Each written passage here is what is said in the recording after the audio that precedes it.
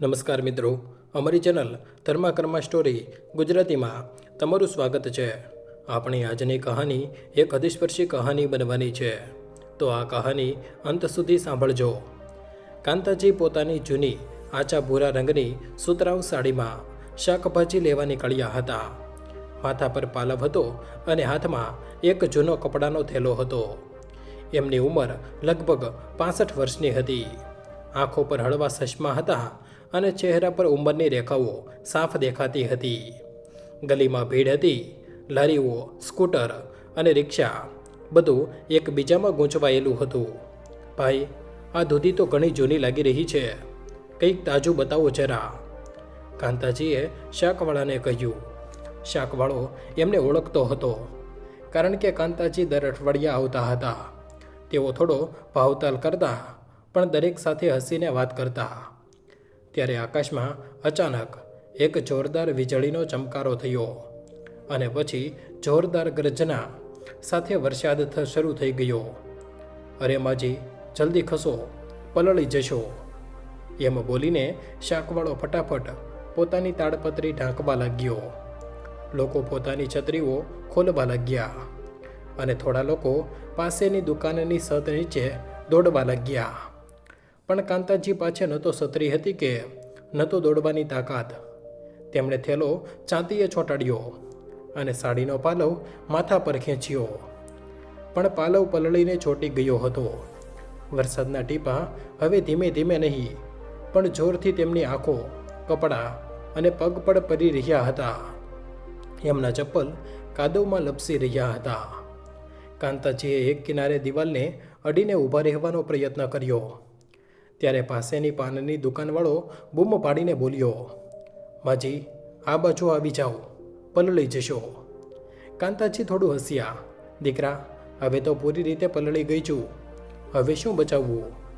એમના અવાજમાં થાક હતો, કોઈ પણ ફરિયાદ નહોતી। લોકોના ચહેરા જલ્દીથી છુપાવવાના પ્રયત્નમાં વ્યસ્ત હતા, પણ એ બજારના એક ખૂણામાં એક માની સાદગી અને લાચારી કોઈ પણ અવાજ વગર પલળી રહી હતી। વરસાદ ધીમો જરૂર થઈ ગયો હતો, પણ હજુ રોકાવાનું નામ નહોતો લઈ રહ્યો। કાંતાજી હવે પૂરી રીતે પલળી ગયા હતા અને સાડી એમના શરીર સાથે ચોંટી ગઈ હતી। એમના ચપ્પલમાંથી કાદવ અને થેલામાં રાખેલી શાકભાજીમાંથી પાણી ટપકી રહ્યું હતું। હાથ ધ્રુજી રહ્યા હતા। આંખો પરના ચશ્મા ધૂંધળા થઈ ગયા હતા અને ઠંડી હવામાં એમના દાંત પણ હળવા હળવા વાગી રહ્યા હતા। હવે તો થેલો પણ ભારે થઈ ગયો છે, ચલાતું પણ નથી, પોતાના મનમાં બબડતા કાંતાજી શાકભાજીનો થેલો એક હાથથી જમીન પર ટેકાવીને થોડીવાર માટે રોકાયા। કપાળ પર પરસેવો હતો, પણ ચહેરા પર એ જ જૂની હિંમત ચમક હતી। સામેથી એક રિક્ષા આવતી દેખાઈ। તેમણે હાથ હલાવીને અવાજ આપ્યો, દીકરા, બિકાનેર સ્વીટવાળી ગલી સુધી છોડી દઈશ? રિક્ષાવાળાએ બ્રેક મારતા રિક્ષા રોકી અને હસતા હસતા બોલ્યો, હા માજી, કેમ નહીં? પણ માજી, હવે તો તમારી ઉંમર થઈ ગઈ છે, આ શાકભાજી ઉઠાવવાનું કામ તમે કેમ કરો છો? ઘરમાં વહુ દીકરા છે, એમને જ મોકલતા રહો, હવે ઘરમાં બેસીને આરામ કરો। કાંતાજી થોડા થાકેલા હતા, પણ એની વાત સાંભળીને એમના ચહેરા પર એક હળવું સ્મિત આવી ગયું। થેલાને સંભાળતા તે બોલ્યા, દીકરા, જેટલું ચાલીશ ફરીશ એટલી જ ઠીક રહીશ। જો ઘરમાં બેસી ગઈને તો એક દિવસ પથારી પકડી લઈશ। તે હસી જરૂર રહ્યા હતા, પણ એ હાસ્ય પાછળ એક ચૂપકી હતી, એક એવી શાંતિ જે એમની આંખોમાં દેખાઈ રહી હતી। કાંતાજી મનમાં વિચારવા લાગ્યા, કોણ લાવશે? કોઈને પરવા જ નથી।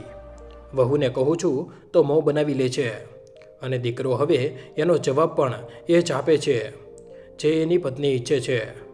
તો હું જ કંઈક ન કરું તો કોણ કરશે આ ઘરમાં? હું ના નીકળું તો કદાચ શાકભાજી પણ ન આવે।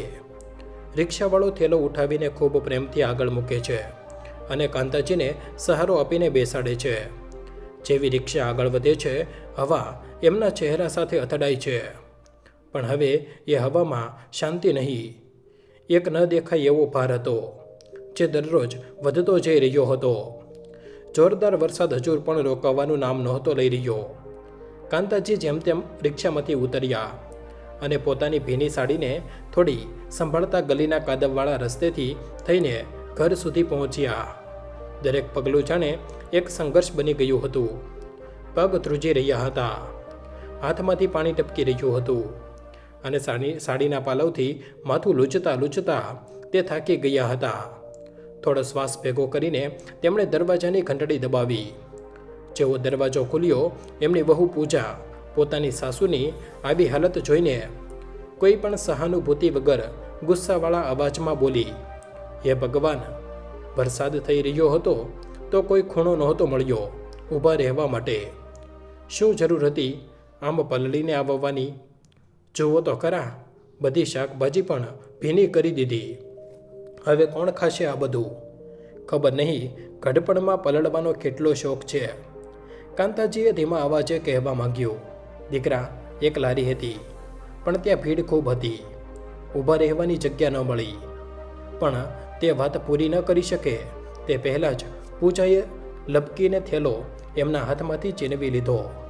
આપો થેલો મને, આપો, અને તમે અહીં જ બહાર ઊભા રહો, નહીં તો આખું ઘર કાદવથી ગંદુ થઈ જશે. પછી મારે જ ઝાડુ પોતા કરવા પડશે. કાંતાજી અટકી ગયા. તેમણે ધ્રુજતા હાથ પાછા ખેંચી લીધા. પલળતા શરીર અને ધ્રુજતા હોઠો વચ્ચે તે બસ ઊભા રહ્યા. હવે કંઈ કહેવાની તાકાત બચી જ ક્યાં હતી? પૂજા થેલો લઈને ફરતી જ હતી કે રોકાઈને પાછી ફરી અને પછી કડક અવાજે બોલી, બાકીના પૈસા આપો. કેટલા થયા શાકભાજીના? કાંતાજીએ આંખો નમાવી લીધી. તે થોડીવાર ચૂપ રહ્યા અને પછી ધીમેથી બોલ્યા, દીકરા, પૈસા તો 10 રૂપિયા જ બચ્યા હતા, જે મેં રિક્ષાવાળાને આપી દીધા. પૂજાની આંખો જાણે આગ ઓકવા લાગી. વાહ, શું વાત છે! દર વખતે પૈસા તો એમ ઉડાવી દો છો. તમે જાણો, તમારો દીકરો મને નોટોની ગાડીઓ આપતો હોય. પછી થોડું રોકાઈને બોલી, અને સાંભળો, આગલી વખતે કોઈ સામાન લેવા જાવ તો પૈસા પૂરા લાવજો, નહીં તો મારાથી ખરાબ કોઈ નહીં હોય. અને એમ બોલીને પૂજા અંદર ચાલી ગઈ. કાંતાજીના ગળામાં કંઈક અટકી ગયું હોય એવું લાગ્યું. કહેવું તો ઘણું બધું હતું. કેવી રીતે વરસાદમાં પોતાની જાતને પલળવા દીધી ફક્ત ઘર માટે. કેવી રીતે આજે પણ પોતાની જાતને ભાર નથી બનવા દેતા માંગતા. અને કેવી રીતે દીકરાના સ્મિત સાથે થેલા ઉઠાવી રહ્યા. પણ એમણે કંઈ પણ ન કહ્યું. બસ ચૂપચાપ દિવાલોનો સહારો લઈને ત્યાં જ દરવાજા પાસે ઊભા રહ્યા. વરસાદ હવે રોકાઈ ગયો હતો, પણ કાંતાજીની આંખોમાં એક બીજી જ મોટી બારિશ ઉતરી ચૂકી હતી. અંદરને અંદર કોઈ પણ અવાજ વગર ઓસરીનો ખૂણો હવે પાણીથી ભરાઈ ગયો હતો. કાંતાજી ત્યાં જ ઉંબરા પાસે ઊભા હતા. ભીના કપડામાંથી ટપકતા ટીપા એમના પગ પાસે જમા થઈ ગયા હતા, અને એ ટીપાની સાથે સાથે એમની અંદરની ચૂપકી પણ વહી રહી હતી. હવા હવે ઠંડી થઈ ગઈ હતી, અને એ ભીનાશ એમના શરીરને વાગી રહી હતી. પણ એમણે એક પગલું પણ ન વધાર્યું, ન દરવાજા પર ટકોરા માર્યા, ન કોઈને અવાજ આપ્યો. બસ ચૂપચાપ ઊભા રહ્યા, જાણે રાહ જોવાની અને અવગણના થવાની પણ આદત થઈ ગઈ હોય. ત્યારે અંદરથી રાજેશ બહાર આવ્યો. એના હાથમાં ચાંપુ હતું અને ચહેરા પર સવારની છાની રાહ હતી. જેવી નજરમાં પડી એના પગ ત્યાં જ થંભી ગયા. એના ચહેરાનો રંગ ઉડી ગયો. માં, એના મોઢામાંથી અચાનક નીકળી ગયું. તે ઝડપથી આગળ વધ્યો. તમે અહીં બહાર કેમ ઊભા છો? અને આ શું હાલ છે તમારો? તમે તો પૂરી રીતે પલળી ગયા છો. એના અવાજમાં ગભરાહટ અને અફસોસ બંને હતા. તે મા પાસે આવ્યો અને તેમની ભીની સાડી તરફ જઈને ચિંતિત અવાજે બોલ્યો, અંદર ચાલો માં, નહીં તો તબિયત બગડી જશે. તે માની હાલત જોઈને સમજી ગયો હતો કે મા જરૂર શાકભાજી લેવા ગયા હશે. પછી થોડું રોકાઈને બોલ્યો, આ શાકભાજી વગેરે પછી જોઈ લઈશું, પહેલાં તમે કપડાં બદલી લો. કાંતાજી કંઈ ન બોલ્યા. બસ ધ્રુજતા હાથે દીકરાના માથા પર હળવો હાથ મૂકી દીધો. તે એક સ્પર્શ હતો, એક આશીર્વાદ જેમાં કોઈ ફરિયાદ નહોતી, બસ મમતા હતી, નિસ્વાર્થ. રાજેશ એમની આંખોમાં જ કંઈક શોધવાનો પ્રયત્ન કર્યો. કદાચ કોઈ ફરિયાદ, કોઈ દુખાવો કે કંઈક કહી દેવાની ઈચ્છા, પણ ત્યાં ફક્ત મૌન હતું. એક થાકેલું સ્મિત જે કંઈ પણ કહ્યા વગર બધું કહી ગયું. કાંતાજી ધીમે ધીમે ફર્યા અને કંઈ પણ બોલ્યા વગર પોતાના રૂમ તરફ ચાલી દીધા. ભીની સાડીથી ભોંય પર પાણીની રેખાઓ બનતી ચાલી ગઈ. જાણે એમની ચૂપકીનો પડછાયો આખા ઘર પર પડી ગયો હોય. રાજેશ બસ એમને જોતો રહ્યો. અંદરથી પૂજાનો અવાજ આવ્યો. રાજેશ, ચા ઠંડી થઈ રહી છે, આવી રહ્યા છો કે નહીં? રાજેશે એકવાર ફરીને પોતાની મા તરફ જોયું. એમના ધ્રુજતા પગલાં, ભીના કપડાં અને ઝૂકેલી પીઠને જોઈને કંઈક કહેવા માંગ્યું, પણ કંઈ કહી ન શક્યો. પછી ચૂપચાપ પાછો અંદર ચાલ્યો ગયો. એની ચા હજુ પણ ગરમ હતી, પણ માની આત્મા કંઈક ઠંડી પડતી જઈ રહી હતી. કાંતાજીએ દરવાજો બંધ કર્યો અને બારી પાસે આવીને રોકાઈ ગયા. બહાર વરસાદ હવે થંભી ગયો હતો, પણ એમની અંદરની ભીની ઉદાસી હજુ પણ એવી ને એવી જ હતી. ત્યારે એમની નજર દિવાલ પર લટકતી તસવીર પર પડી. તે તસવીર એમના અને એમના સ્વર્ગસ્થ પતિની હતી. એક જૂનું પ્રેમ જેમાં એમની હસતી જોડી હજુ પણ સમયને હરાવતી દેખાઈ રહી હતી. એ તસવીરને જોઈને એમનો ચહેરો ધ્રુજવા લાગ્યો. એક ધ્રુજારી જે અંદરથી ઉઠી હતી, યાદોની એકલતાની અને એ સાથીની, જે હવે બસ તસવીરમાં રહી ગયો હતો. ધીમે ધીમે તેમણે પોતાની ભીની સાડી બદલી. કપડાં બદલતા એમની આંગળીઓ ધ્રુજી રહી હતી. ઠંડી શરીરમાં ઘૂસી ગઈ હતી, પણ મને એનાથી પણ વધુ જકડાયેલું હતું. એમણે કબાટ ખોલ્યો. એની અંદર હજુ પણ બધું જીવંત હતું. એમનું વીતેલું જીવન, થોડા કરચલીવાળા કપડાં, થોડા જૂના પત્રો અને એક કિનારે રાખેલો પેલો ટુવાલ. એમણે ટુવાલને ધીમેથી ઉઠાવ્યો અને પોતાની છાતીએ લગાવી લીધો. જાણે એ કપડામાં હજુ પણ એમના પતિના શ્વાસોની ગરમી બચી હોય. થોડી પળ માટે એમને ફરીથી જીવી લેવા માંગતા હોય. એક સ્પર્શ જે હવે ફક્ત યાદ બનીને રહી ગયો છે, પણ આજે પણ દિલના સૌથી નરમ ખૂણાને શાંતિ આપી જાય છે. ધીમે ધીમે તે પથારી પર બેઠા. દિવાલ પર લટકતી તસવીર તરફ જોઈને ધીમેથી બોલ્યા, જુઓ જી, આજે ફરી પલળી આવી છું. પૂજા હવે તમારી વહુ નહીં, ઘરની માલકીન બની ગઈ છે. દરેક વાત પર મહેણા મારે છે. અને રાજેશ, તે તો બસ ચૂપ રહે છે, કંઈ નથી કહેતો. એમની આંખોમાંથી એક આંસુ નીકળ્યું, ધીમેથી ગાલ પરથી સરકતું ગળા સુધી ગયું અને પછી બસ અંદર સમાઈ ગયું. તમે હતા તો બધું હતું. હવે લાગે છે જાણે આ ઘર મારું નથી રહ્યું. બસ એક ખૂણો બચ્યો છે મારા માટે, અને એ ખૂણામાં પણ બસ યાદો છે. રૂમમાં ફરી એ જ શાંતિ હતી. ફક્ત દિવાલ પર ટકેલી તસવીર હસી રહી હતી, જાણે કંઈ કહી રહી હોય, હું હજુ પણ અહીં જ છું. અને એ સ્મિતને જોઈને કાંતાજીની આંખો ફરી ભરાઈ આવી. પછી એમણે પોતાની આંખો બંધ કરી અને જાણે પોતાના જ શ્વાસોમાં ભૂતકાળને અનુભવ કરવા લાગ્યા. જ્યાં દરરોજ સવારે મીનુનું સ્મિત એમનો પહેલો ઉદાસ બનતું હતું અને એક અવાજ આવતો હતો, માં, ચા બનાવી દઉં? અને આખું ઘર જાણે મા દીકરીની વાતોથી ભરાઈ જતું હતું. સવારની ઠંડી હળવી હળવી વહી રહી હતી. ઘડિયાળમાં કાંટા 6 વગાડી રહ્યા હતા. બહાર કાર સ્ટાર્ટ થઈ ચૂકી હતી અને ડ્રાઈવર રાહ જોઈ રહ્યો હતો. અંદર મીનુ અને એનો પતિ અજય છેલ્લો સામાન ભેગો કરી રહ્યા હતા. ઘરનો દરેક ખૂણામાં એક ન કહેવાયેલી બેચેની તરી રહી હતી. એક વિદાયની છૂટ આહટ દરવાજા પાસે ઊભેલી કાંતાજીની આંખો મીનુ પર ટકેલી હતી. જાણે એકમાં પોતાના ટુકડાને છેલ્લી વાર નજરોમાં ભરી લેવા માંગતી હોય. જાણે અંદરથી કંઈક તૂટવા લાગ્યું હોય. ગળામાં આંસુ અટકેલા હતા. પછી ધીમેથી બોલ્યા, તું અહીં જ હોતી તો દરરોજ સવારે તારો ચહેરો જોઈ લેતી હતી. મનને શાંતિ મળી જતી હતી. ક્યારેય કોઈક પૂછવું હોય તો તું બસ 2 પગલાંના અંતરે હોતી. હવે તું આટલી દૂર ચાલી જઈશ દીકરી. વાત કેવી રીતે થશે? ક્યારે મળવાનું થશે? એમની આંખોમાંથી વહેતા આંસુ પોતાની જાતને ન રોકી શક્યા. તે ચૂપચાપ વહેતા રહ્યા, જાણે દિલનો દુખાવો હવે ચલકાવવા માટે મજબૂર થઈ ગયું હોય. ત્યારે પૂજા હળવું સ્મિત લઈને બોલી, અરે માજી, તમે પણ નાના બાળકોની જેમ કેમ રડવા માંગો છો? મીનુ દીદી વિદેશ જઈ રહી છે, કોઈ છેલ્લી વિદાય થોડી છે. હું છું ને, દિવસમાં 2 વાર વાત કરાવી દઈશ. હવે તો વિડીયો કોલનો જમાનો છે, મોબાઈલ ઉઠાવો અને વાત કરી લો. કાંતાજીએ હસવાનો પ્રયત્ન કર્યો, પણ તે સ્મિત એવું હતું જાણે કોઈએ આંસુઓ પર પડદો નાખી દીધો હોય.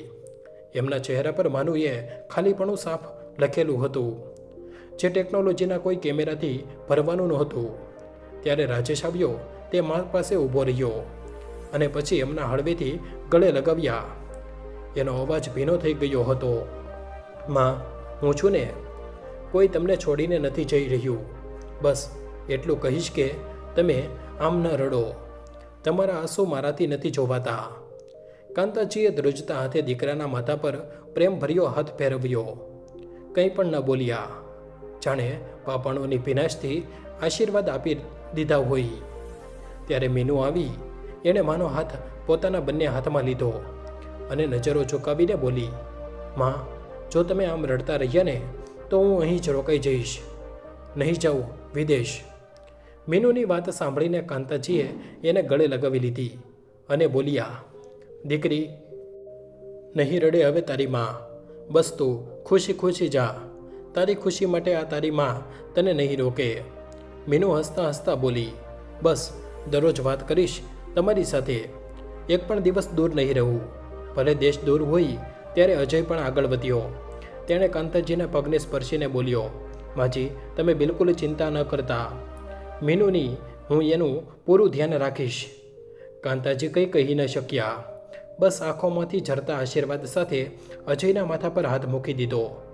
બહાર કાનનો હોર્ન વાગ્યો. મીનુ મને વળગી પડી. તે વળગવું એટલું ઊંડું હતું કે જાણે પૂરા જીવનનો પ્રેમ એક પળમાં સમાઈ જાય. રાજેશે દરવાજો ખોલ્યો. મીનુ અને અજય કારમાં બેસી ગયા. ગાડી ધીમે ધીમે ચાલી પડી. કાંતાજીએ હાથ લંબાવ્યો, પણ એમની આંખો ત્યાં જ ટકેલી રહી, જ્યાં થોડીવાર પહેલાં એમની દીકરી ઊભી હતી. જાણે દિલ હજુ પણ માનવા તૈયાર નહોતું કે તે જઈ ચૂકી છે. દરવાજાના ઉંબરા પર ઊભેલી કાંતાજી હાથમાં પાલવ પકડીને હજુ પણ બસ એ ગલીને જોઈ રહ્યા હતા, જ્યાં એમની મીનુ હસી રહી હતી. મીનુના વિદેશ ગયા પછી કાંતાજીનું મન જાણે સૂનું સૂનું થઈ ગયું હતું. થોડા દિવસ સુધી તે પોતાના રૂમમાં બેસીને ચૂપચાપ દિવાલોને જોતા રહ્યા. ક્યારેક કોઈ ખૂણામાંથી મીનુની હસી સાંભળતી હતી, પણ તે ફક્ત યાદ હતી. જોકે દરરોજ સવારે જ્યારે મોબાઈલની ઘંટડી વાગતી અને સ્ક્રીન પર મીનુ દીકરીનું નામ ચમકતું, તો કાંતાજીના સૂના ચહેરા પર એક રોશની જેવું આવી જતું. કેમ છો માં? આજે દવા લીધી? પૂજા ભાભીએ શું બનાવ્યું જમવામાં? જો તમે પણ અહીં હોત તો કેટલું સારું હોત. પણ માં, તમે ચિંતા ન કરતા, જલ્દી જ તમને બોલાવી લઈશ મારી પાસે. ચાલો હવે હસો, હું અહીંથી પણ તમારો ચહેરો જોઈ શકું છું. મીનુનો અવાજ દર વખતે એમના મનને જાણે શાંતિ આપતો હતો. કાંતાજીનો ચહેરો ખીલી જતો, પણ પછી ધીમે ધીમે બધું બદલાવા લાગ્યું.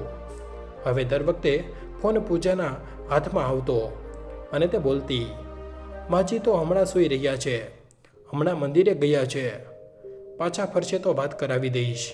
કે પછી સીધા શબ્દોમાં, મેં હમણાં મા સાથે વાત નહીં કરાવી શકું મીનુ દીદી, હું બહાર આવી છું. જ્યારે કાંતાજી એ વખતે ક્યારેક કપડાં ચૂકવી રહ્યા હોત તો ક્યારેક સદ પર તુલસીમાં પાણી આપી રહ્યા હોત. એમને ખબર જ ન પડતી કે એમની દીકરીનો ફોન આવ્યો હતો. ઘણીવાર જ્યારે મીનુએ આગ્રહ કર્યો, એકવાર મા સાથે વાત કરાવી દો ને ભાભી, તો પૂજા પોતાની નમ્ર હસી પાછળ એક ઠંડી દિવાલ ઊભી કરી દેતી. દીદી, ફરી ક્યારેક, હમણાં માજીની તબિયત ઠીક નથી. રાજેશ તે બધું જાણતો હતો, પણ ચૂપ રહેતો હતો.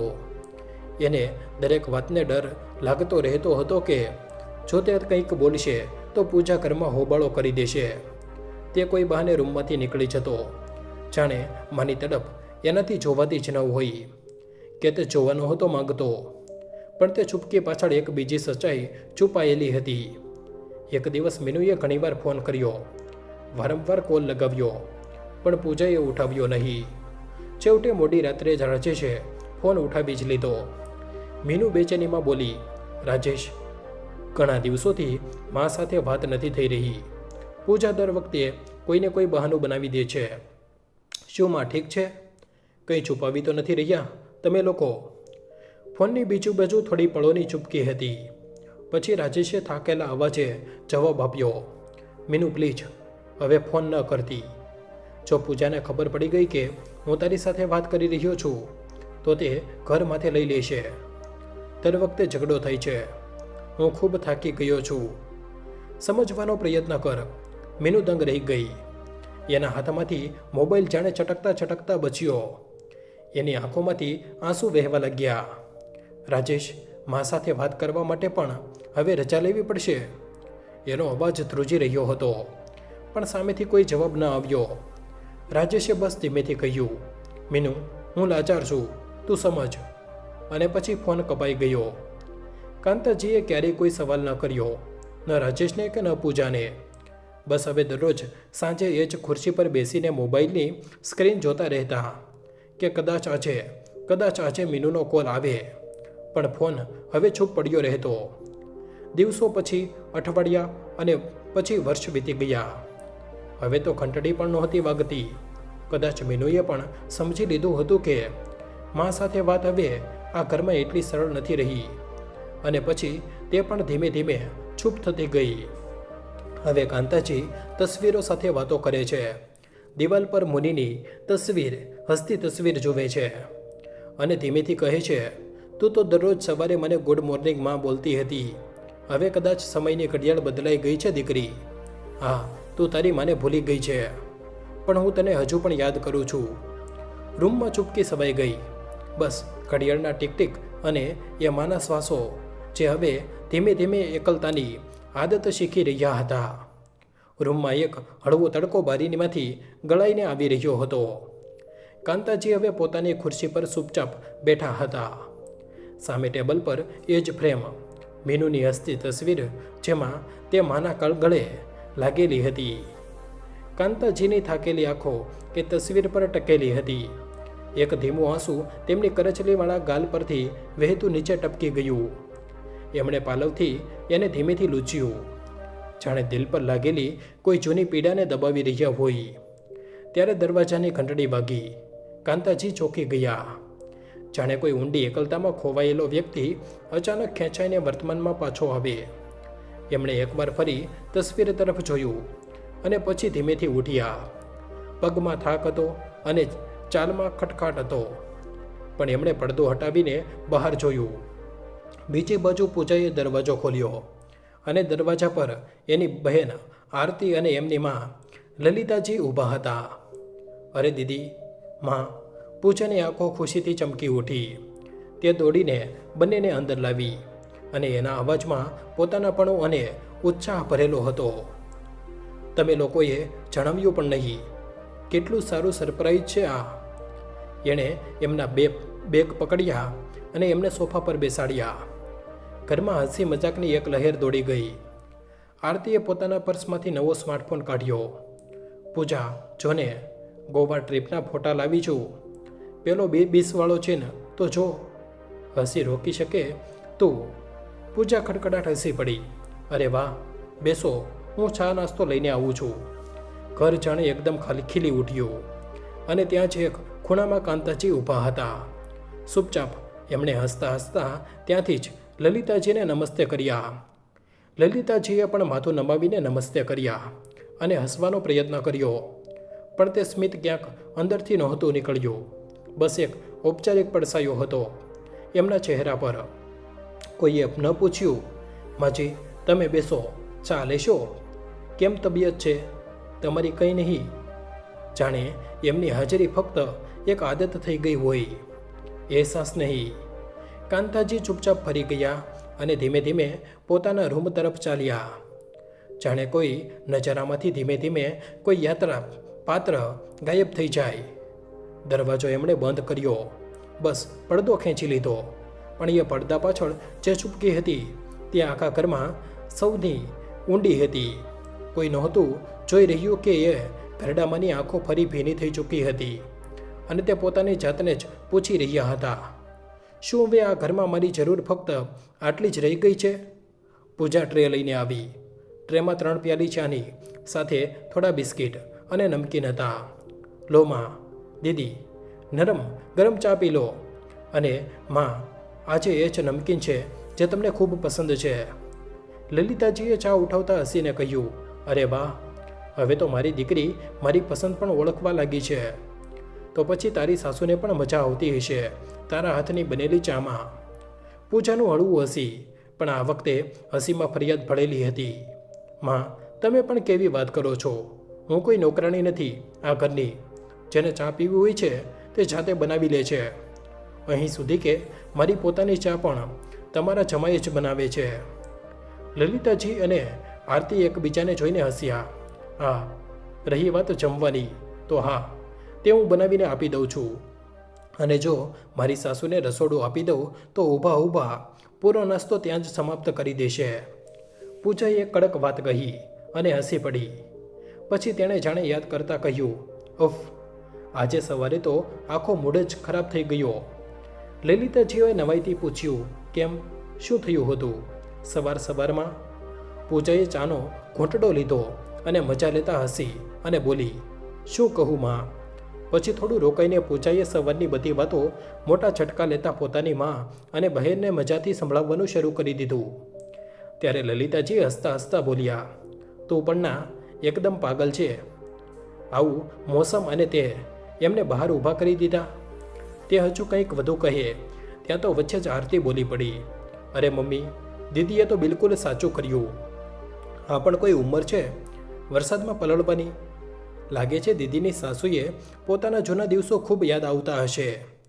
ત્રણેય ફરી જોર જોરથી હસી પડી. લલિતાજીએ ફરી ધીમેથી કહ્યું, આમ તો દીકરી સમજાવી તો દીધું ને કે આગલી વખતે પૈસા પૂરા લઈને આવે.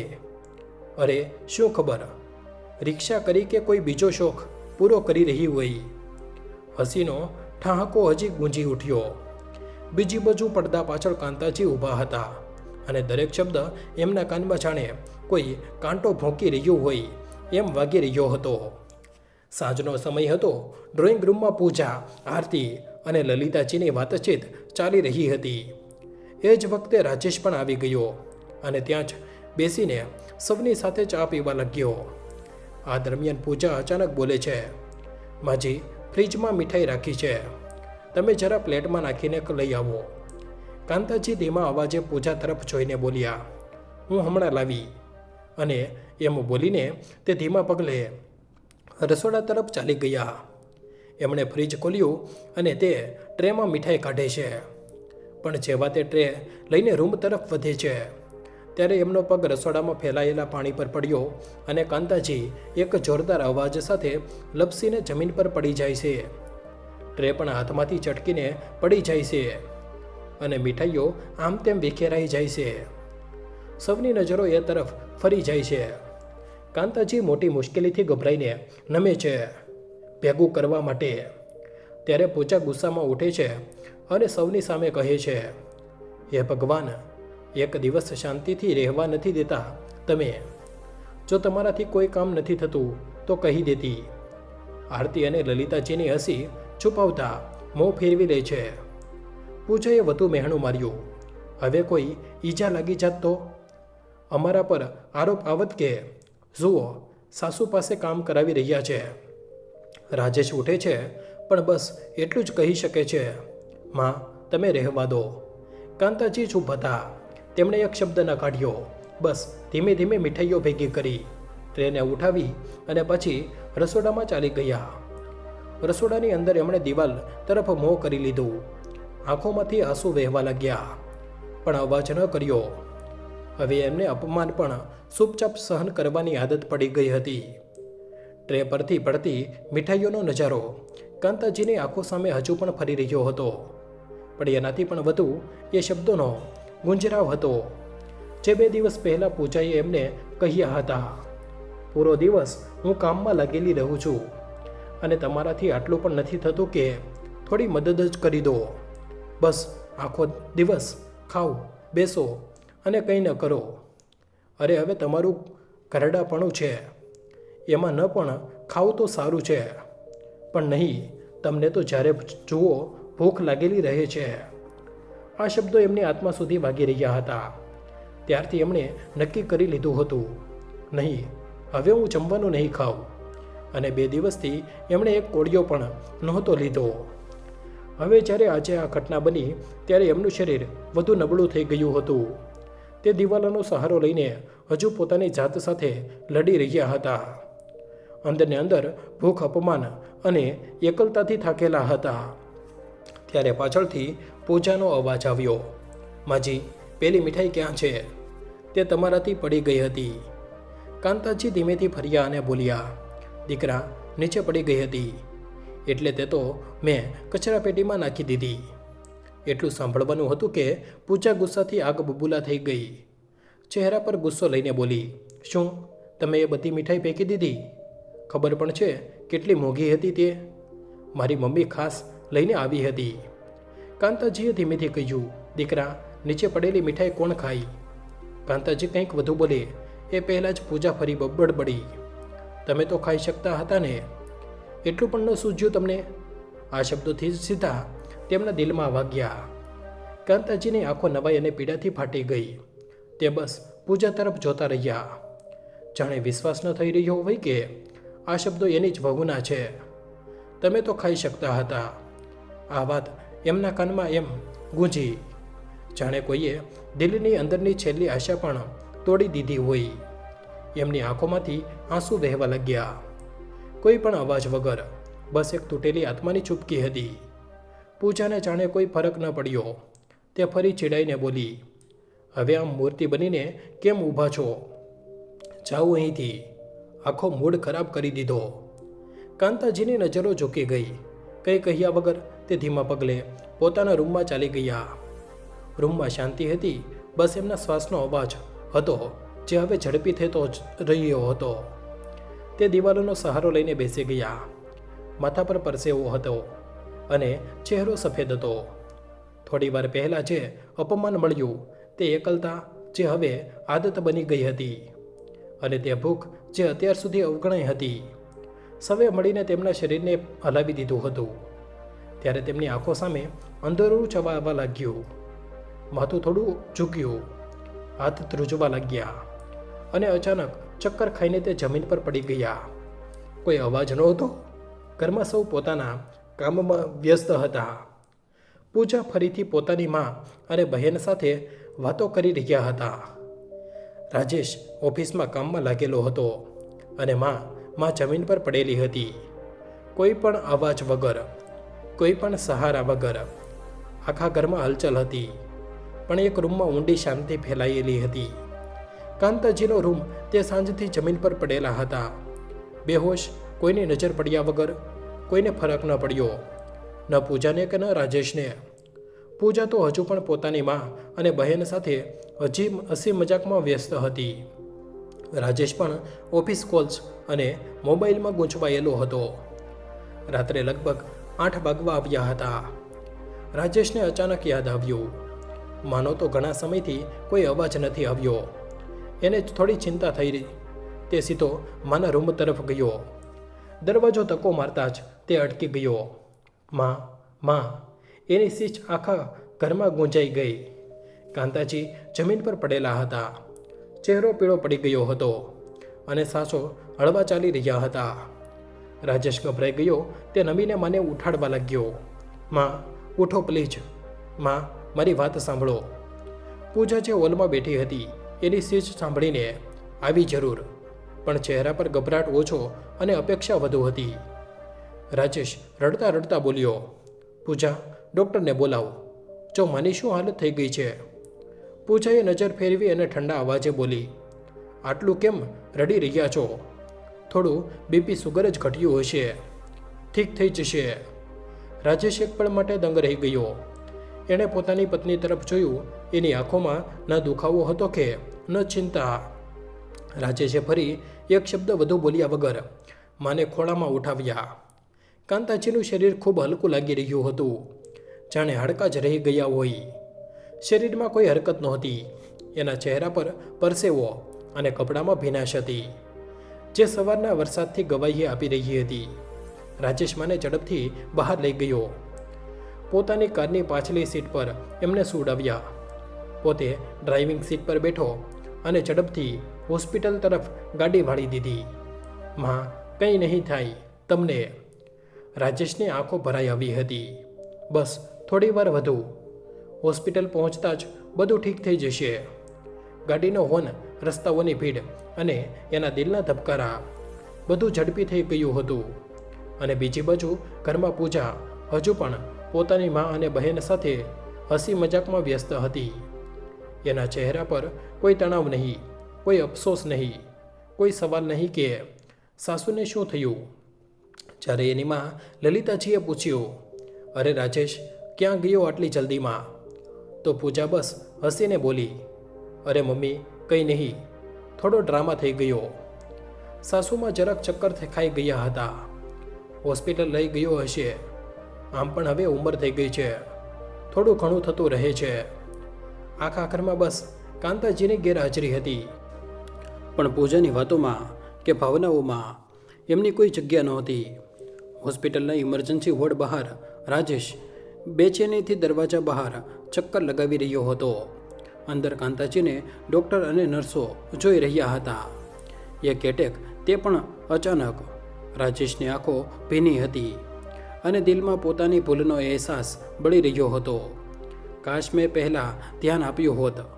કાશ મેં મા સાથે એકવાર બરાબર વાત કરી હોત. ત્યારે એના ખિસ્સામાં મોબાઈલ વાઇબ્રેટ થયો. સ્ક્રીન પર નામ ચમકી રહ્યું હતું, પૂજા કોલિંગ.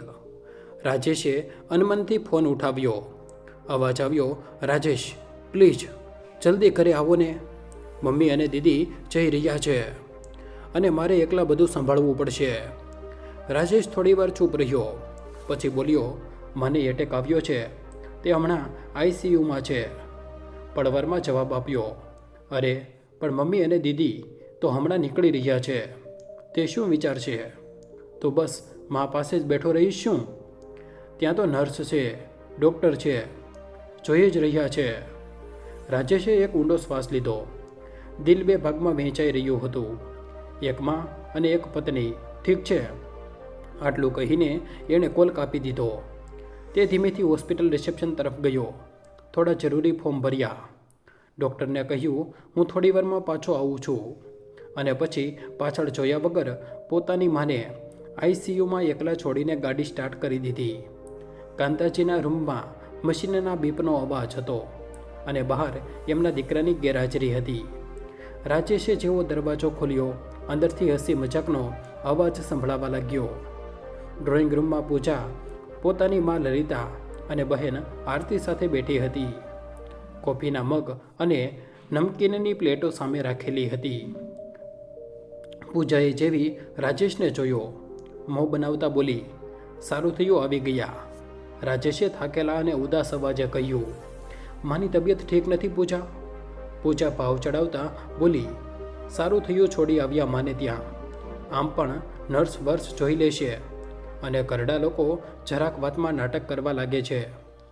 રાજેશે એક પળ માટે તેની તરફ જોયું. એની આંખોમાં કોઈ ભાવ નહોતો.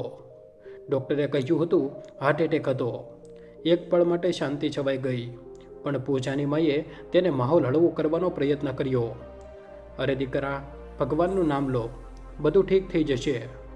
પણ તું તો પરેશાન થઈ ગયો છે, જા મોં ધોઈ લે. રાજેશ કંઈ ન બોલ્યો. તે સીધો રૂમમાં ચાલ્યો ગયો.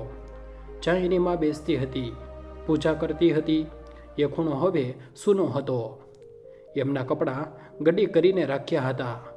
એમના ચપ્પલ એક ખૂણામાં ઊંધા પડ્યા હતા. એણે દિવાલ પર લટકતી એ જ તસવીર જોઈ, જેમાં કલાકો સુધી જોયા કરતી હતી. રાજેશ અને મીનાનું બાળપણ. એની આંખો ભરાઈ આવી. માં, હું ખૂબ મોડું કરી ચૂક્યો છું. એના મનમાં આ જ વાક્ય વારંવાર ગુંજી રહ્યું હતું. રાતના 12 વાગી રહ્યા હતા. રાજેશ પથારી પર સૂતેલો જરૂર હતો, પણ તેની આંખો ખુલ્લી હતી. ફક્ત બેચેની હતી અને ઊંઘ જાણે કોસો દૂર હતી. રૂમની લાઇટ બુઝાયેલી હતી. ફક્ત બારીમાંથી આવતી સ્ટ્રીટ લાઇટની હળવી રોશની રૂમને થોડો ઉજાસ આપી રહી હતી. માની ધ્રુજતી આંગળીઓ, ડૉક્ટરનો ગંભીર ચહેરો અને પૂજાનો બેદરકાર વ્યવહાર બધું એકસાથે એના મનમાં ગુંજી રહ્યું હતું. ત્યારે મોબાઈલની ઘંટડી વાગી. સ્ક્રીન પર લખ્યું હતું સિટી કેર હોસ્પિટલ. રાજેશનું દિલ કંપી ગયું. એણે જલ્દીથી કોલ ઉઠાવ્યો. હા બોલો ડૉક્ટર. ડૉક્ટરનો અવાજ આવ્યો. રાજેશજી, તમારી માની તબિયત ફરીથી બગડી ગઈ છે. તમારે તરત આવવું પડશે. રાજેશે કંઈ પણ ન કહ્યું. પછી સીધો પથારીમાંથી ઊભો થઈ ગયો. પૂજા એ વખતે હોલમાં સૂતી ફોન ચલાવી રહી હતી. રાજેશ બહાર આવતા જ બોલ્યો, હું હોસ્પિટલ જાઉં છું. માની હાલત બગડી ગઈ છે. પૂજાએ આંખ ઉઠાવ્યા વગર કહ્યું, આ સમયે આટલી રાત્રે? ડ્રાઈવરને કહી દો ને. એકલા કેમ જઈ રહ્યા છો? રાજેશે ગુસ્સાને કાબૂમાં કરતા કહ્યું, હવે કંઈક એકલા જ કરવું પડશે. અને દરવાજો ખોલીને ઝડપથી નીકળી ગયો. રાતના 2 વાગી રહ્યા હતા. રાજેશ ભાગતો ભાગતો આઈસીયુ તરફ પહોંચ્યો. અંદર ડૉક્ટર અને નર્સો ઝડપથી ભાગદોડ કરી રહ્યા હતા. એક નર્સે એને રોકતા કહ્યું, તમે રાહ જુઓ, સ્થિતિ નાજુક છે. શહેરના શ્વાસ ઝડપી ચાલી રહ્યા હતા. એણે દિવાલનો સહારો લીધો. એના મનમાં બસ એક જ દુઆ હતી, હે ભગવાન, મારી મને કંઈ ન થાય. અને એ જ ક્ષણે આઈસીયુનો દરવાજો ખુલ્યો. ડૉક્ટર બહાર આવ્યા. રાજેશ તરફ જોયું અને ગંભીર અવાજે બોલ્યા, સ્થિતિ ખૂબ નાજુક છે. હમણાં જે એટેક આવ્યો તે પહેલાં કરતાં વધુ ભારે હતો. અમે પૂરો પ્રયત્ન કરી રહ્યા છીએ, પણ ઉંમર અને નબળાઈના લીધે રિસ્પોન્સ ધીમો છે. તમે બસ દુઆ કરો. રાજેશની આંખોમાં આંસુ ભરાઈ આવ્યા. તેણે ધીમેથી માથું હલાવ્યું અને ડૉક્ટરના ગયા પછી ત્યાં જ બેન્ચ પર બેસી ગયો, માથું બંને હાથમાં પકડીને. પળભર પછી મોબાઈલની ઘંટડી વાગી. સ્ક્રીન પર નામ ચમક્યું, મીનુ વિડીયો કોલિંગ. રાજેશે ધ્રુજતા હાથે કોલ ઉઠાવ્યો. મીનુના અવાજમાં ગભરાહટ હતી. રાજેશ, માં કેમ છે? રાજેશે ગભરાયેલા ગળાથી કહ્યું, ખૂબ નાજુક હાલત છે મીનુ. ડૉક્ટર કંઈ નથી રહ્યા. તું દુઆ કર બહેન. વિડીયો પર મીનુ સાથે તેનો પતિ પણ દેખાઈ રહ્યો હતો. તે પણ ચિંતિત હતો. મીનુની આંખોમાંથી આંસુ વહેવા લાગ્યા. રાજેશ, પ્લીઝ મા સાથે એકવાર મારી વાત કરાવી દો. હું કાલની પહેલી ફ્લાઇટથી નીકળી રહી છું. બસ મને કહી દેજે હું આવી રહી છું. મને કંઈ ન થવું જોઈએ. રાજેશે હિંમત ભેગી કરી અને આઈસીયુના દરવાજા તરફ જોયું.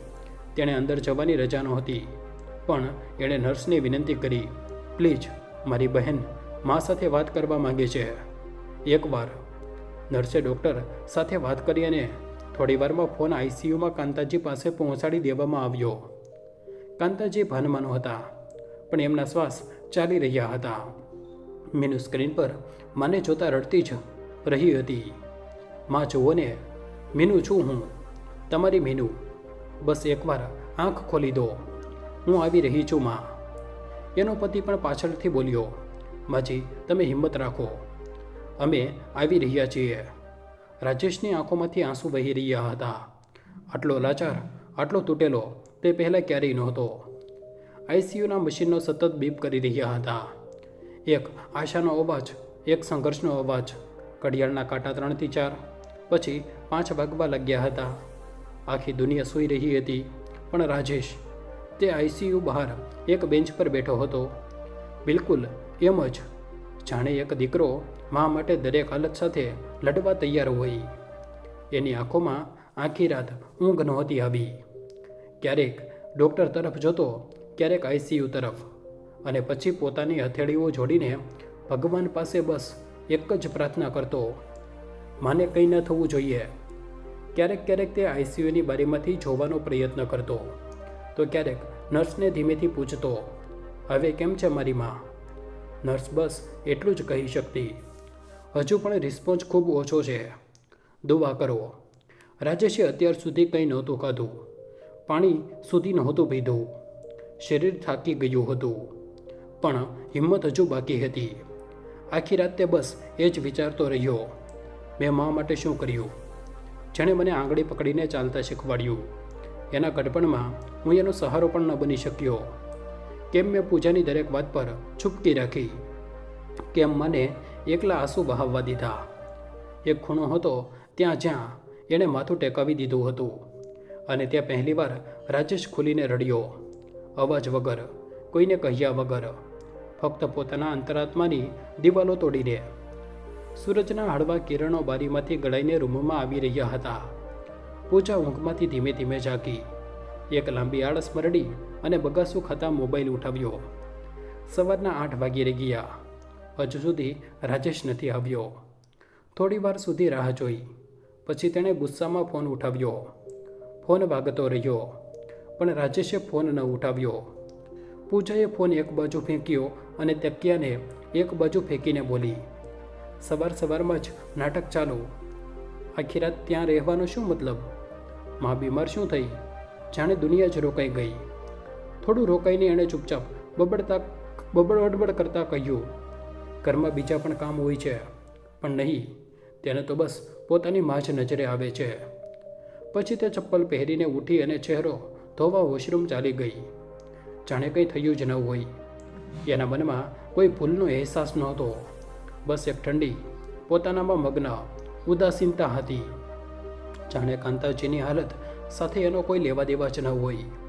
પૂજા હજુ વોશરૂમમાંથી નીકળી જ હતી કે ત્યારે મોબાઈલ પર કોલ આવે છે. નેહા કોલિંગ. પૂજા થોડા ચીડાયેલા અવાજે બોલી, હા નેહા, બોલ. સવારમાં કેમ યાદ કરી? નેહા હસતા બોલી, તું જ તો કાલે કહી રહી હતી ને કે તારી સાસુને એટેક આવ્યો છે, તો વિચાર્યું પૂછી લઉં હવે કેમ છે. પૂજા શ્વાસ છોડતા બોલી, શું કહું યાર, રાજેશ તો રાતથી જ ત્યાં બેઠો છે, જાણે દુનિયાની સૌથી વહાલી માં હોય એની. ખબર નહીં શું શીખવતી હશે મને લઈને. આ સ્ત્રીઓ મરતા દમ સુધી પણ ચાલાકીઓ નથી છોડતી. નેહા તરત બોલી, અરે તું જ તો બોલી રહી હતી કે તેને હાર્ટ એટેક આવ્યો છે, તો પછી તે શું શીખવશે તારા પતિને આઈસીયુમાં બેસીને? તું નથી જાણતી નેહા, આ જેટલી પણ સાસુઓ હોય છે ને, આ પોતાના દીકરાઓને હાથમાંથી નથી જવા દેતી.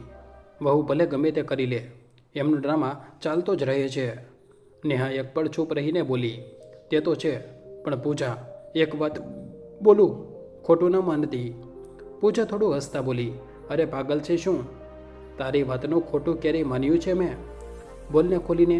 તારી મમ્મી પણ કોઈની સાસુ હોય છે ને પૂજા? શું તે પણ આવી જ છે? શું તારી ભાભી પણ તારી મમ્મી સાથે એમ જ વાત કરે છે જેવી તું તારી સાસુ સાથે? નેહા ગંભીર થઈને બોલી. પૂજા ગુસ્સામાં બોલી પડી, શું તું બકવાસ કરી રહી છે? મારી ભાભી કેમ આવું કરશે? તે તો મારી મમ્મીનું ખૂબ ધ્યાન રાખે છે, દરેક નાની મોટી વસ્તુ પૂછે છે એમને. નેહા ફરી ધીમેથી એક ઊંડો શ્વાસ લઈને બોલી, તો પછી તું તારી સાસુ સાથે એવો વ્યવહાર કેમ નથી કરી શકતી જેવું તું તારી ભાભી પાસેથી ઈચ્છે છે? તું બીજાની મા પાસેથી માણસાઈ ઈચ્છે છે, પણ પોતાના ઘરમાં ફક્ત અધિકાર. પૂજા ગુસ્સામાં નેહાને બોલી, ઓહ ગોડ, તું કોઈ સંત બની ગઈ છે શું? ચાલ ફોન રાખ, તારો કોલ ઉઠાવીને જ મેં ભૂલ કરી મેં.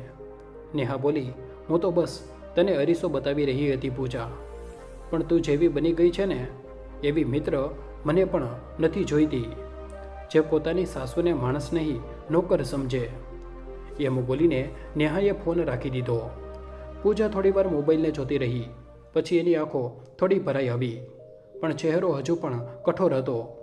કદાચ કોઈ વાત દિલની અંદર ઊંડી વાગી ગઈ હતી. રાજેશ થાકીને આઈસીયુ બહાર દિવાલને ટેકો દઈને બેઠો હતો. પૂરી રાત તે જાગતો રહ્યો હતો. આંખો લાલ હતી અને ચહેરો ઉતરેલો હતો.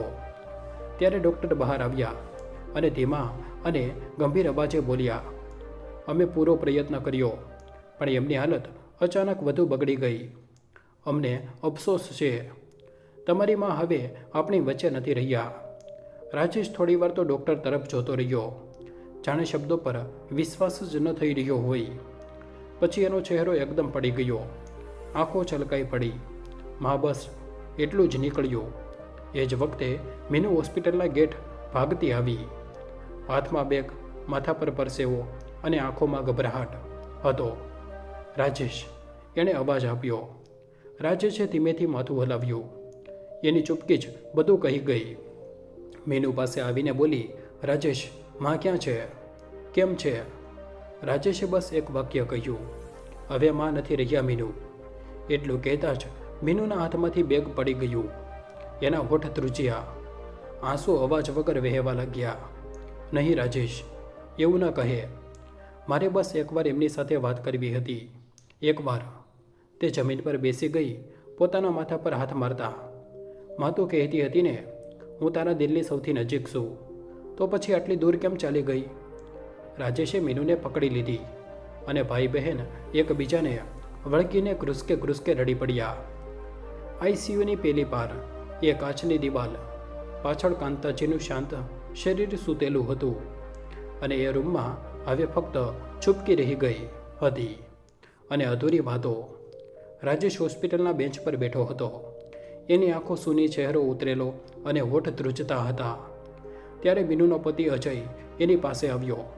એણે રાજેશના ખભા પર હાથ મૂક્યો. રાજેશ, તું ઘરે જા. મીનુ અને હું માને લઈને આવીએ છીએ. તો માની છેલ્લી વિદાયની તૈયારી કર. રાજેશે ધીમેથી માથું ઉઠાવ્યું, પણ કંઈ બોલી ન શક્યો. બસ આંખોમાંથી આંસુ વહેવા લાગ્યા. મીનુ ત્યાં જ ઊભી હતી. તેણે રાજેશનો ચહેરો બંને હાથમાં ભરી લીધો. રાજેશ, એનો અવાજ ધ્રુજી રહ્યો હતો. માં ક્યારેય પણ તારી આંખોમાં આંસુ નહોતા જોવા માંગતા અને એટલે જેમણે દરેક મહેણું, દરેક ઈજા ચૂપચાપ સહન કરી લીધી, ક્યારેય ફરિયાદ ન કરી. રાજેશ રડી પડ્યો. મીનુ, હું માને કોઈ દુઃખ ન આપી શક્યો. દર વખતે રડતો રહ્યો કે જો કંઈક કહ્યું તો પૂજા ઘરમાં હોબાળો કરી દેશે. હું દરરોજ સૂપ રહ્યો અને મારો ડર જ માને ખાઈ ગયો. મીનુ. રાજેશ ઘૂંટણ પર બેસી ગયો, પોતાના જાતને જોરથી પકડતા. હું પોતાની જાતને ક્યારેય માફ નહીં કરી શકું. મીનુ નમીને એને ગળે લગાવી લે છે. બંને ભાઈ બહેન એકબીજાને વળગીને ફરીથી રડવા લાગે છે. જાણે દિલનો બધો દુખાવો આંખોમાંથી બહાર વહી જવા માંગતો હોય. અજયે આગળ વધીને રાજેશને પકડ્યો. રાજેશ, હવે માને શાંતિ આપવાની છે. નબળા નથી પડવાનું. ચાલ ઘરે જા અને માને લઈને આવીએ છીએ. રાજેશ આંસુ લૂછ્યા, ધીમેથી માથું હલાવ્યું અને તૂટેલી ચાલે હોસ્પિટલથી બહાર ચાલ્યો ગયો. દરવાજો ખુલ્યો. રાજેશ થાકેલા, તૂટેલા અને ભારે પગલાં અંદર આવ્યો. પૂજા ડ્રોઈંગ રૂમમાં બેઠી હતી, હાથમાં મોબાઈલ, ચહેરા પર તિરસ્કાર. જેવી એણે રાજેશને જોયો, ઓહ, ટાઈમ મળી ગયો ઘરે આવવાનો. હવે કેમ આવ્યા? ત્યાં જ રોકાઈ જતા. રાજેશ કંઈ ન બોલ્યો. તેની આંખોમાં આંસુ હતા, માના વિયોગનો ગમ અને પૂજાની બેદરકારીનો ઝેર. પૂજા ફરી ઊભી થઈ અને તિરસ્કારથી બોલી, આમ પણ કયો પહાડ તૂટી પડ્યો હતો જે પૂરી રાત ત્યાં વિતાવી દીધી અને ફોન કેમ ન ઉઠાવ્યો? થોડી બીમાર શું થઈ ગઈ? દીકરાને રોકાવી લીધો, એટેક આવ્યો હતો. કોઈ મારી તો નહોતી ગઈ? બસ એટલું સાંભળવાનું હતું. રાજેશનો ચહેરો લાલ થઈ ગયો. ગમ અને ગુસ્સાનું તોફાન એક સાથે ફાટ્યું. એણે એક જોરદાર તમાચો પૂજાના ગાલ પર મારી દીધો. મરી ગઈ મારી માં. હવે ખુશ થઈ ગઈ તું? હવે શાંતિ મળી ગઈ તને? હવે તને કોઈ નહીં રોકે. હવે તું તારી જીભની પૂરી તલવાર ચલાવી શકે છે. પૂજા દંગ રહી ગઈ. એના ચહેરા પર નવાઈ, શરમ અને એક ઝટકો લાગ્યો. એણે ક્યારેય રાજેશને આવો નહોતો જોયો. રાજેશની આંખોમાંથી આંસુ સતત વહી રહ્યા હતા. એણે ધ્રુજતા કહ્યું, જે માએ કંઈ પણ કહ્યા વગર દરેક અત્યાચાર સહન કર્યા, આજે તે ચાલી ગઈ અને હું કંઈ ન કરી શક્યો. રાજેશ દિવાલ પકડીને ત્યાં જ બેસી ગયો. આખા ઘરમાં એક ભયાનક ચૂપકી છવાઈ ગઈ હતી. ઘરમાં માતમ ફેલાયેલો હતો. રાજેશ એક ખૂણામાં ચૂપ બેઠો હતો. આંખો લાલ હતી. પડોશીઓની સ્ત્રીઓ ધીમે ધીમે શોક વ્યક્ત કરવા આવી રહી હતી. ત્યારે પૂજાની માં લલિતાજી અને બહેન આરતી અંદર આવી. પૂજા ભાગતી એમને વળગી પડી અને રડવાનું નાટક કરવા લાગી. માં, જુઓ ને, માજી ચાલ્યા ગયા. મને તો વિશ્વાસ જ નથી થઈ રહ્યો. લલિતાજી દુઃખ વ્યક્ત કરતા બોલ્યા, એ ભગવાન, કેવી સારી મહિલા હતી. પૂજા, તે તો એમની આટલી સેવા કરી હતી. આ સાંભળતા જ મીનુ, જે અત્યાર સુધી સૂપ હતી, ત્યાંથી જ ઠરેલા અવાજે બોલી, કઈ સેવા કરી હતી પૂજાએ? સૌ લોકો જોવા લાગ્યા. લલિતાજી થોડા પ્રેમથી બોલ્યા, અરે દીકરી, તું તો ખૂબ દૂરથી આવી છે, તને શું ખબર? મીનુ હવે સીધી પૂજાની મા તરફ જઈને બોલી, મને બધી ખબર છે આંટીજી. તમારી દીકરીએ મારી માને શું શું નથી સંભળાવ્યું. ગટપણમાં ભૂખ લાગવી પાપ છે શું? નીચે પડેલી મીઠાઈ ફેંકવાની હિંમત કેવી રીતે થઈ? અને બીમાર માને દીકરાએ રોકાવી લીધો. આ બધી વાતોને તમે સેવા કહો છો? પૂજા ગભરાઈ ગઈ. મેં આવું કંઈ નથી કહ્યું. મીનુ દીદી, તમે ખોટું સમજી રહ્યા છો. મીનુ એક પગલું આગળ વધી. એની આંખો આગ જેવી ધગધગી રહી હતી. ખોટી હું નહીં, તું છે પૂજા, જે મારી માને એકલા છોડીને ફક્ત દેખાડો કરતી રહી. તે મારી મા પાસેથી એમની દીકરી છીનવી લીધી, એમનું સન્માન છીનવ્યું, અને હવે જ્યારે તે નથી રહ્યા તો મગજના આંસુ વહાવી રહી છે. આરતી વચ્ચે બોલી, મીનુ દીદી, હવે વધુ બોલી રહ્યા છો. મીનુ ફરી અને આરતી તરફ જોયું. હું નહોતી બોલતી. કદાચ એ જ મારી સૌથી મોટી ભૂલ હતી. પણ હવે મારી મા નથી. હવે હું ચૂપ નહીં રહું. પૂજાની મા અને બહેનને પહેલીવાર સમજાયું કે આ ઘર હવે એવું નહીં રહે. ઢોલકની હળવી થાપ અને શંખનાદ વચ્ચે કાંતાજીની અર્થી ફૂલોથી સજાવેલી કાઢવામાં આવી રહી હતી. રાજેશ અને મીનુની આંખોમાંથી આંસુ સતત વહી રહ્યા હતા. મહોલ્લાની મહિલાઓ બબડી રહી હતી. કેવી ભલી મહિલા હતી. દરેકના દુઃખ દર્દમાં આગળ રહેતી હતી. ગડપણમાં કેટલું સહન કર્યું એમણે, પણ ક્યારેય કોઈને કંઈક ન કહ્યું. દીકરો તો સારો છે, પણ વહુ ન પૂછો, બસ દેખાડો કરતી રહી. એક દિવસ તો મેં જાતે સાંભળ્યું, ગડપણમાં ભૂખ લાગવી શું પાપ છે? આવું ભલા કોઈ બોલે પોતાની સાસુને? અરે કાંતાજી તો એમની દીકરીને પણ એણે દૂર કરી દીધી. આવી વહુ ભગવાન કોઈને ન આપે. રાજેશ માથું નમાવીને ચાલ્યો રહ્યો હતો. ખભા પર માની અર્થીનો ભાર નહીં, પણ તે અપરાધ ભાવ અને અહેસાસ હતો જે જીવન પર ન મટી શકે. મીનુ સાથે ચાલી રહી હતી, પણ એનો ચહેરો હવે સંયમિત હતો. એની આંખોમાં આંસુ તો હતા, પણ હવે તે એક મજબૂત દીકરી બની ગઈ હતી. સાંજ ઢળવા લાગી હતી. ગલીમાં ધીમે ધીમે ભીડ ઓછી થઈ ગઈ હતી. રાજેશ રૂમના ખૂણામાં બેઠો હતો. મીનુ એની પાસે આવી, એનો ખભો પકડ્યો. રાજેશ હવે ખૂબ થઈ ગયું. રાજેશે આંખો ઉઠાવી તે કંઈક બોલવા માંગતો હતો, પણ શબ્દો નહોતા. મીનુ ફરી બોલી, માની ચૂપકીને અમે એમની લાચારી સમજી, પણ તે આપણી લાચારી હતી, આપણી કાયરતા. અને આજે જો આપણે ચૂપ રહ્યા તો એમની આત્મા પણ આપણને માફ નહીં કરે. રાજેશ ધીમેથી બોલ્યો, હવે કંઈ કહેવાનો સમય નથી બચ્યો મીનુ. ત્યારે મીનુ બોલી, નહીં રાજેશ, હવે કરવાનો સમય છે. હવે માં આ ઘરમાં નથી, પણ એમની ઇજ્જત, એમનું નામ આપણે બચાવવાનું છે. હવે આ ઘરમાં તે નહીં રહે. જેણે માને એટલો દુખાવો આપ્યો. રાજેશની આંખોમાં પહેલીવાર મક્કમતા દેખાઈ. એણે માથું હલાવ્યું અને ધીમેથી કહ્યું, તું સાચું કહી રહી છે મીનુ. હવે પૂજા આ ઘરમાં નહીં રહે. બીજી જ પળે પૂજા રૂમમાં આવી. ચહેરા પર દેખાડાની માસુમિયત લઈને, જાણે કંઈ થયું જ ન હોય.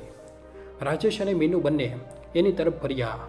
ત્યારે પૂજા હળવું સ્મિત બનાવીને બોલી, થોડા લોકો તો એટલો ભાવાત્મક ડ્રામા કરે છે, જાણે દુનિયાની બધી માઓ બસ એમની જ હોય. રાજેશની આંખોમાં લોહી ઉતરી આવ્યું. રાજેશ કડક અવાજે બોલ્યો, બસ પૂજા, હવે એક શબ્દ વધુ ન કહેતી. હવે તું બસ સાંભળીશ. પૂજા અટકી ગઈ. રાજેશે સામે રાખેલા માના જૂના ચશ્મા ઉઠાવ્યા અને ધ્રુજતા અવાજે બોલ્યો, આ એ જ ચશ્મા છે જેને પહેરીને મારી માં પોતાના આંસુ પણ છુપાવતી હતી. તે આગળ વધ્યો. દિવાલ પર લટકતી માની તસવીર તરફ ઈશારો કરતા બોલ્યો, તે મારાથી મારી માં છીનવી લીધી. પૂજા જીવતી હતી તે, છતાં પણ દરરોજ મરતી રહી. અને હું ઊભો જોતો રહ્યો, કારણ કે હું ડરતો હતો તારા શોરથી, તારી શીશોથી, તારી ગંદી વાતોથી. તું તો ખુશ થઈશ કે જે સારું થયું પીછો છૂટ્યો. પણ મેં મારી આત્માને ગુમાવી છે. પૂજા હજુ પણ ઊભી હતી, જાણે કંઈ સમજી જ ન શકતી હોય. રાજેશ હવે વધુ ગુસ્સાથી બોલ્યો, કાલે તે કહ્યું હતું એટેક આવ્યો છે. કોઈ મરી થોડી ગઈ. મરી ગઈ પૂજા, મરી ગઈ મારી માં, અને આજ પછી આ ઘરમાં તું નહીં રહે. પૂજા જાણે ડરી ગઈ. શું મતલબ છે તારો? મીનુએ દરવાજો ખોલ્યો અને કડક અવાજે કહ્યું, મતલબ એ છે કે હવે આ ઘરમાં ઇજ્જત રહેશે, આંસુ નહીં. તે આ ઘરને નરક બનાવી દીધું. હવે નીકળી જા પૂજા. પૂજા ધ્રુજતા પાછળ હટી, પણ પછી બોલી, મને કાઢી દેશો? શું કહેશે લોકો? શું દુનિયા હસશે નહીં તમારા પર? રાજેશ હસ્યો, પણ એ સ્મિતમાં ગમ નહીં, શાંતિ હતી. લોકો ત્યારે પણ કંઈ નહોતા બોલ્યા. રાજેશ મારી માં ભૂખી સૂતી હતી. હવે જો બોલશે તો હું ગર્વથી કહીશ, હા મેં સાસુ પર અત્યાચાર કરનારી વહુને ઘરેથી કાઢી છે.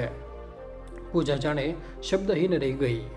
પૂજા હવે સમજી ગઈ હતી કે આ ઘરમાં હવે એની કોઈ નહીં ચાલે, અને અહીંથી ચાલી ગઈ તો માના ઘરે પણ ક્યાં સુધી રહીશ. તે રડતી રડતી રાજેશ સામે આવીને ઊભી રહી અને બોલી, રાજેશ, મારાથી ભૂલ થઈ ગઈ, પ્લીઝ મને માફ કરી દો, હું બદલાઈ જઈશ. રાજેશની આંખોમાં આંસુ હતા, પણ તે હવે નબળાઈના નહીં, હિંમતના હતા. એણે પૂજા તરફ જોયું, પણ એ નજરના પ્રેમ નહીં, ફક્ત એક ન્યાય હતો. રાજેશ ઠંડા અવાજે બોલ્યો, પૂજા, માફી માંગવાનો સમય તો ત્યારે હતો જ્યારે મારી માના ભાગનું જમવાનું તું કચરા પેટીમાં ફેંક દઈ, જ્યારે તે અમારી માને ગટપણમાં મહેણા માર્યા, અને જ્યારે તેને એકલા છોડી દીધા મરવા માટે. રાજેશની વાત સાંભળીને પૂજા કાલાવાલા કરતા ફરી બોલી, રાજેશ, બસ એક મોકો આપી દો, હું વચન આપું છું. ત્યારે દરવાજા પર જોરથી અવાજ થયો. પૂજાની માં લલિતાજી અંદર આવી અને ગુસ્સાથી બોલી, રાજેશ, આ શું બદતમીજી છે? તું મારી દીકરીને આ રીતે ઘરેથી કાઢીશ? આટલું બધું કર્યું એણે આ ઘર માટે, અને આજે આ દિવસ બતાવી રહ્યા છો. રાજેશ હવે બધું ચૂપ રહેવાનો નહોતો. તે કડક અવાજે બોલ્યો, તમારી દીકરીએ જે કર્યું છે એના હિસાબે હું મારી માની તસવીર સામે દરરોજ આપીશ, પણ આ ઘરમાં હવે તમારી દીકરી માટે કોઈ જગ્યા નથી. અને ત્યારે મીનુ પણ સામે આવી ગઈ અને કડક શબ્દોમાં બોલી, આંટીજી, આ ઘર હવે વધુ અત્યાચાર નહીં સહન કરી શકે. તમારી દીકરીએ અમારી મા પાસેથી તે બધું છીનવી લીધું જે એક માણસને જીવવા માટે જોઈતું હોય છે, સન્માન, પ્રેમ અને બે સમયની રોટલી. પૂજાની માં કંઈક બોલવા ગઈ, પણ ત્યારે બહાર મહોલ્લાની થોડી ઘરડી મહિલાઓ અને પડોશીઓ ભેગા થઈ ગયા. એક પડોશી સ્ત્રી પાસે આવતા બોલી, ખૂબ સારું કર્યું રાજેશ, દીકરા, આવી વહુ ઘરમાં રહે તો ઘર નહીં નરક બની જાય છે. એ જ વખતે એક બીજી ડાયરી મહિલા બોલી, અમે સૌ જોતા હતા પણ ચૂપ હતા. હવે તે જે કર્યું તે દરેક એ દીકરીએ કરવું જોઈએ જે માના આંસુ નથી જોઈ શકતો. રાજેશે પૂજા તરફ જોયું. એક છેલ્લી વાર એને પછી બોલ્યો, જાઓ પૂજા, હવે આ ઘરમાં ફક્ત મારી માની યાદો રહેશે. પૂજા ગ્રુસકે રડવા લાગી, પણ હવે કોઈ એને ચૂપ કરાવવા ન આવ્યું. રાજેશે દરવાજો ખોલ્યો અને પૂજા અને એની માને બહાર લઈ જવાનો ઈશારો કર્યો. લલિતાજી ચૂપ હતા. પહેલી વાર બહારની ભીડમાં કોઈકે કહ્યું, ધીમેથી કહ્યું, આજે એ મને ન્યાય મળ્યો છે, જે ચૂપચાપ મરી ગઈ, પણ વહુની અસલિયત સૌ સામે છોડી ગઈ. રાજેશ, આ ખોટું છે. એક વહુને આમ થાકેલી કાઢવી ખોટું છે. રાજેશે સીધા પોતાની સાસુ લલિતાજી તરફ જોયું અને શાંત અવાજે કહ્યું, ખોટું ત્યારે થાય છે જ્યારે એક માં ભૂખી સૂઈ જાય અને એના દુઃખને કોઈ બહાનું કહી દે. ખોટું ત્યારે થાય છે જ્યારે વહુ ઘરમાં હોવા છતાં પોતાની સાસુને જમવાનું ન આપે.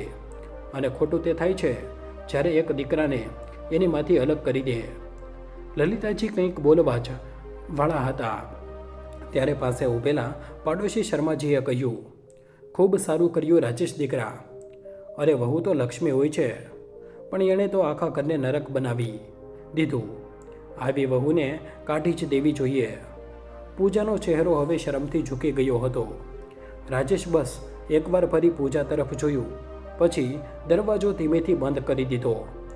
અંદરથી દીવાની જ્યોત ફરીથી ટમટમાઈ અને ટેબલ પર રાખેલી કાંતાજીની તસવીર સામે ગંગાજળ મૂકવામાં આવ્યું. હવે તે ઘર સાચે જ ઘર લાગી રહ્યું હતું, જ્યાં હવે શાંતિ હતી, સુખ હતું અને એક મા દીકરાની જાગેલી આત્મા હતી. બીજે દિવસે રાજેશ માની તસવીર સામે બેઠો હતો. એની આંખોમાંથી વહેતા આંસુ હવે થંભી ગયા હતા, પણ મનમાં એક તોફાન હજુ પણ ચાલી રહ્યું હતું. માની તસવીર પર રોશનીનો હળવો પડછાયો પડ્યો હતો. તે તસવીરમાં મા હસી રહ્યા હતા, બરાબર એમ જ જેમ પહેલાં હસતા હતા. રાજેશે ધ્રુજતા હાથે તસવીર પાસે રાખેલા દીવાની જ્યોતને સીધી કરી અને ગભરાયેલા અવાજે બોલ્યો, કાશ માના રહેતા સમજી શક્યો હોત કે એમનું મૌન જ સૌથી ઊંચી શીશ હતી.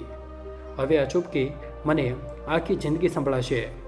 એણે ધીમેથી માની તસવીર પર હાથ મૂક્યો, જાણે પોતાના દરેક ગુનાની માફી માગી રહ્યો હોય. એનો અવાજ હવે દરેક દીકરા માટે આ એક સંદેશ બની ગયો હતો. દરેક માં કંઈ નથી કહેતી, પણ એનો મતલબ એ નથી કે તે કંઈ સહન નથી કરી રહી. જે દિવસે માની ચૂપકી તને ભાગવા લાગે, સમજો હવે સમય છે સાંભળવાનો, નહીતર પછતાવો જ હાથ આવે છે, જેમ આજે રાજેશને આવ્યો છે. પૂજા જઈ ચૂકી હતી. ઘરમાં એક અજીબ ચૂપકી હતી. દિવાલ પર લટકતી કાંતાજીની તસવીર સામે દીવાની જ્યોત ધીમે ધીમે બળી રહી હતી. મીનુએ હાથ જોડ્યા અને તસવીર તરફ જોતા ધીમેથી બોલી, માં માફ કરજે, ખૂબ મોડી આવી, પણ હવે તારો દીકરો એકલો નથી, હું હંમેશા એની સાથે છું. રાજેશની આંખો ભીની થઈ ગઈ. મીનુએ એનો હાથ પકડતા કહ્યું, માં હવે તું અહીં નથી, પણ તારી યાદો, તારો પ્રેમ અમે ક્યારેય નહીં ભૂલીએ. તું હવે અમારા દિલમાં છે, દરેક ધડકનમાં, દરેક શ્વાસમાં. ત્યારે અજયે રાજેશના ખભા પર હાથ મૂક્યો અને ધીમા અવાજે કહ્યું, રાજેશ, આ એક સમય હતો જે હવે પૂરો થયો. હવે માની યાદોને તાકાત બનાવીને એક નવી શરૂઆત કર. તું એકલો નથી, અમે તારી સાથે છીએ. રાજેશે માથું નમાવીને સંમતિ આપી. મીનુ દરવાજા તરફ વધતા એક પળ માટે રોકાઈ અને ફરીને હસતા હસતા બોલી, હવે દર મહિને નહીં, દર અઠવાડિયે વાત કરીશ, અને આગલી વખતે ફક્ત મળવા નહીં, હંમેશા માટે આવીશ. રાજેશે પણ હસીને માથું હલાવ્યું. આ વખતે એના સ્મિતમાં દુખાવો નહોતો, પણ એક ઠહેરાવ હતો.